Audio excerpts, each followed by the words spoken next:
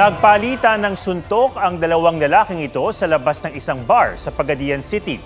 Natigil lang ang suntukan nang lapitan sila ng isa pang lalaki. Pero ang iba pang tao naman sa bar ang nagkagulo at nagbatuhan ng upuan at bote. Ayon sa mga pulis, pinaniniwala ang lasing ang dalawang lalaki sa video at nag-away umano dahil sa babae. Sa Ilocos Norte naman, nahuli ang paglusob ng isang grupo at pinagtulungang bugbugin ng driver at mga sakay ng kolong-kolong na yan. Ang isa sa mga nambugbog may hawak pang baseball bat. 3 ang sugatan sa insidenteng nagugat umano sa selos. Kasama ng kanilang mga magulang, nagkausap na mga sangkot na kapwa mga minor de edad.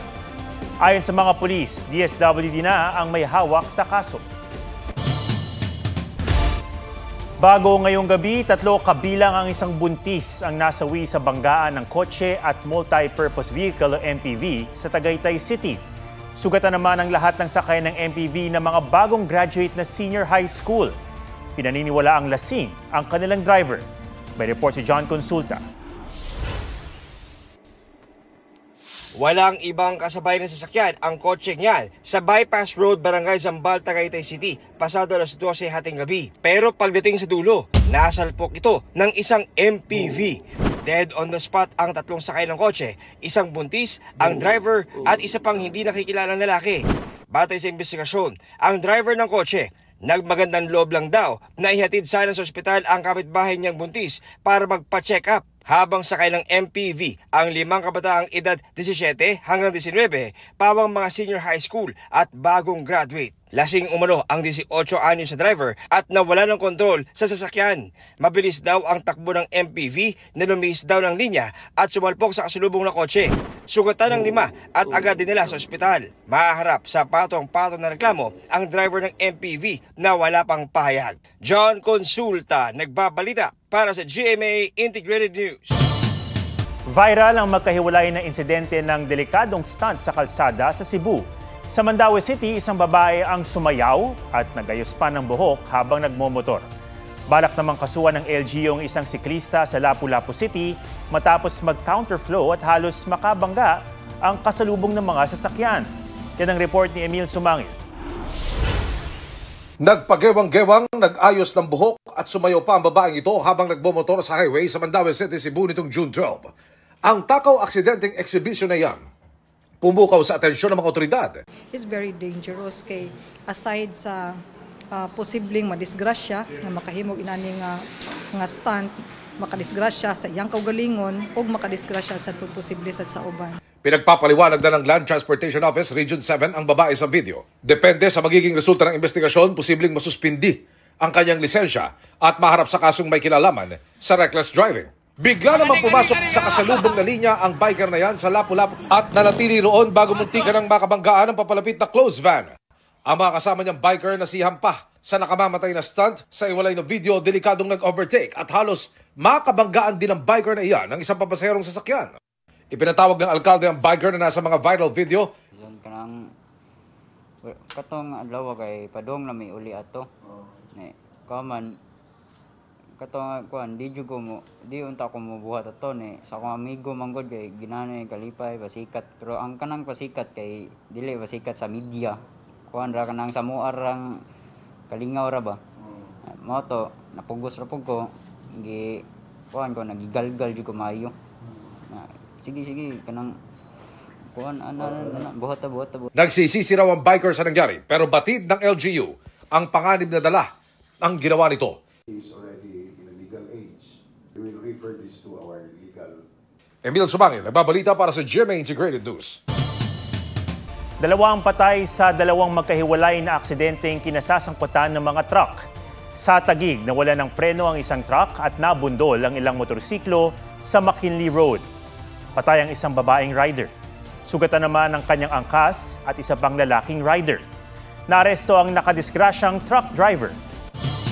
Sa North Luzon Expressway o NLEX, sumabit naman ang isang container truck sa Marilao Interchange Bridge. Sa lakas ng pagkakabangga, nahulog ang bahagi ng tulay at bumagsak sa isang AUV.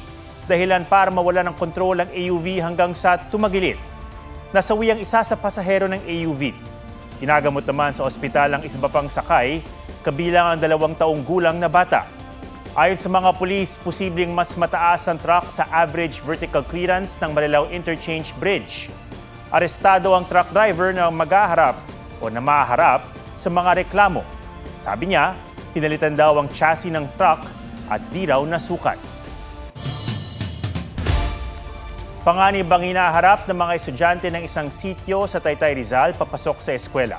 Matapos kasing pagbawalang dumaan sa isang private subdivision, sa gilid ng bangin sila naglalakad.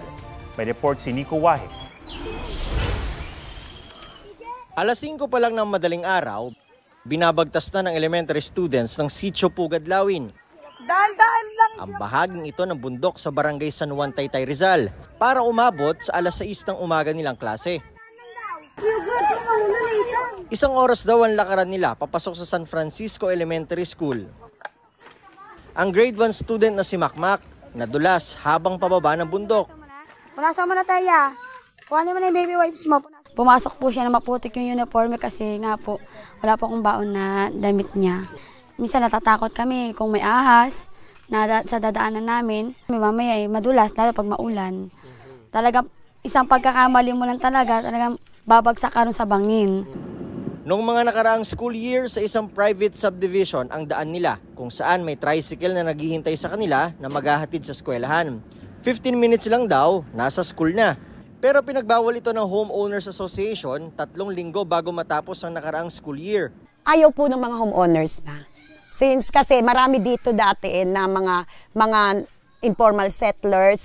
Dati raw ay nagtatrabaho sila sa subdivision ng libre para lang mapagbigyan ng makadaan. Pero nahinto ito. Kung talagang sinasabi na private, may sarili silang batas, bawal talaga, hindi sila pwersahin, hindi kami naman wersa. Meron naman exemption, bawat rules. Pwede naman sabihin na, sige, papadaanin namin kayo. Pero, di ba, padadaanin namin yung mga bata, pero hanggang ganun. Sinubukan kong daanan ang tinatahak ng mga estudyante kasama si Kayceline at isa pang anak na si Thea.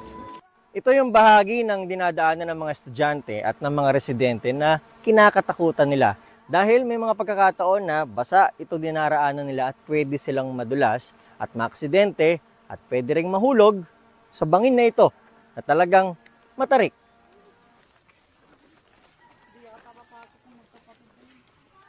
Minsan meron din po na tuklaw na po dito nung gabi, nakakala niya po itali lang na nakapulupot siya sa daanan.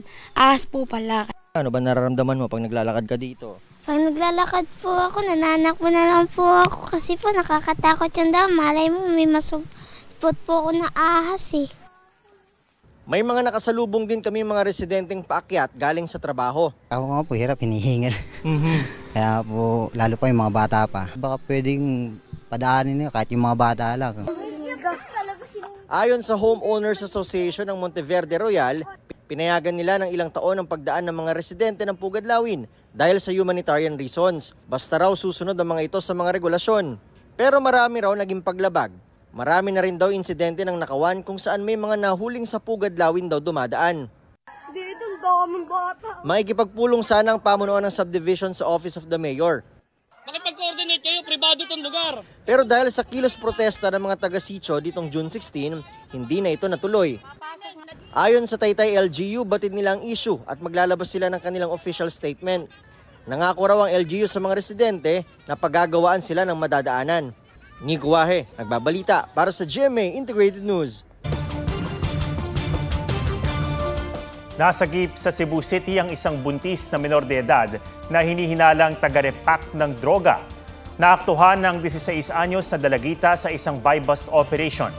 Ayon sa NBI, natanggap nila ang report na may mga menor de edad na binabayaran para mag-repack ng droga. Nagpositibo sa drug test ang buntis na dalagita.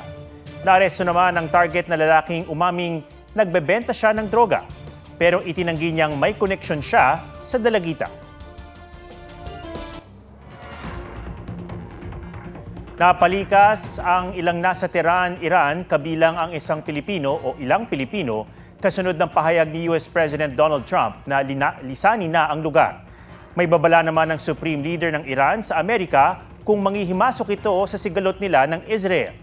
Di bababa sa 24 na ang nasawi sa Israel habang mahigit 200 naman ang namatay sa Iran. May report si JP Soriano.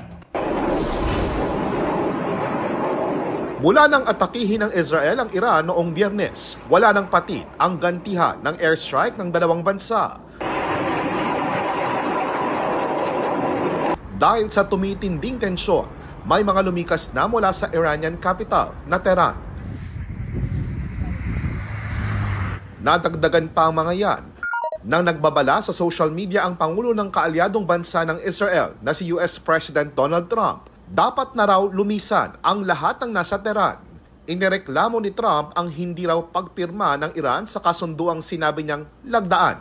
Paulit-ulit din daw niyang iginiit na hindi dapat magkaroon ng nuclear weapon ang Iran. Hiningi din ni Trump ang unconditional surrender ng Iran. Tugon naman ng Supreme Leader ng Iran na si Ayatollah Ali Khamenei sa sinabi ni Trump, hindi sila susuko. Babala pa niya, magiging irreparable ang pinsala sa Amerika kung manghihimasok ito.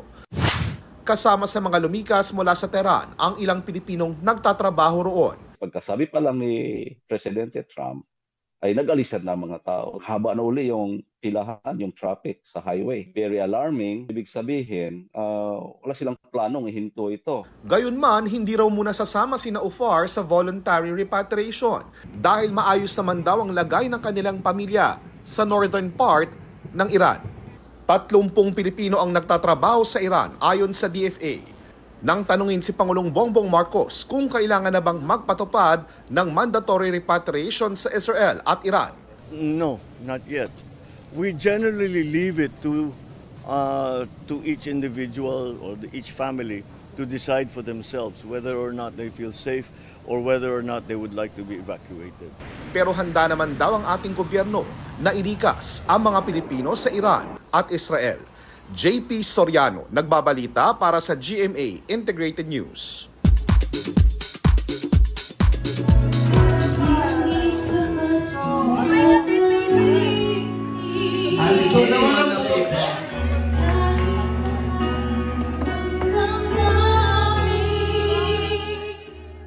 Cariel nagpasample ng dating OST ng Encantadia na Mahiwagang Puso habang commercial break ng It's Showtime.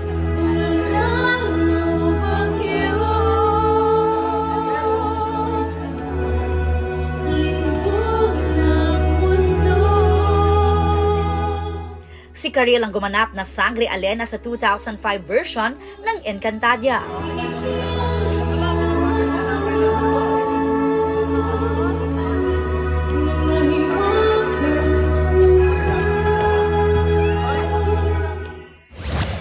From bida to kontrabida.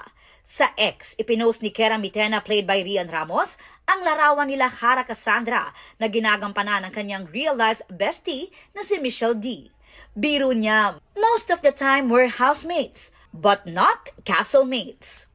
Sa episode kagabi ng Encantadia Chronicles Sangre, ipinakilala na ang role ni Michelle at ang PBB Celebrity Collab housemate na si Mika Salamanca bilang si Anaka, ang alagang kwago ni Kera Mitena. Ayon kay OIC for GMA Entertainment Group Cheryl Ching-Si, hindi basta-basta ang pagpili sa bawat cast at kanilang magiging karakter sa mega series. Aubrey Carampel nagbabalita para sa GMA Integrated News. Huwag magpahuli sa mga balitang dapat niyong malaman. Mag-subscribe na sa GMA Integrated News sa YouTube.